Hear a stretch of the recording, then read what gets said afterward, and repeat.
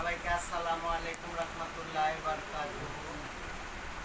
দীপালি নায়ক আসছে সোনারগাঁয়। কালকে রাত্রে আমারে ফোন করছে, আমি জানি না।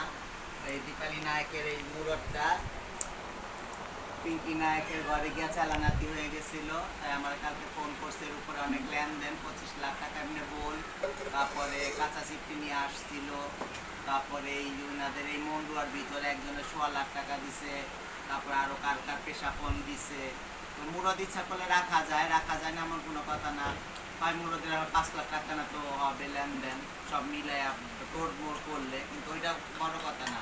যখন দীপালি নায়ক বিশ্বাস করে সব কিছু করার পর দীপালি নায়কের সাথে এত বড় গাদ্দারি করছে, এই মুরদরে কে রাখবে?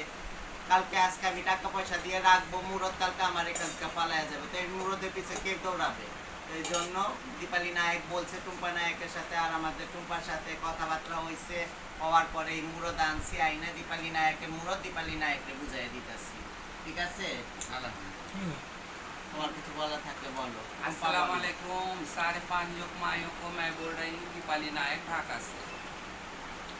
মিয়া এই মুরাদ কিছুদিন আগে আমি রাজশাহী বিশ্ববিদ্যালয়ে লেনদেন দিছি। কাঁচা মুরাদ ছুটি বাড়ায়া সব আমি করেছি।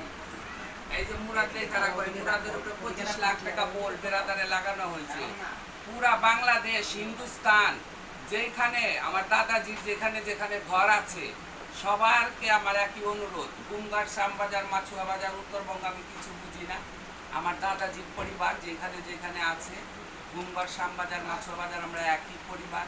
দাদা গঙ্গারামজির পরিবার। এই মুরাদ যে পানা দিবা মা, আমি ওর লগে মন মানাবো। 25 লাখ নিব না, হাত কেলো মন জাগা দিবা তা বুঝানি। আমার বকুল হাজি, আমার মুরাদ আমার হাতে বুঝেছে, লাখো শুক্রিয়া। আর রাখি, আসসালামু আলাইকুম।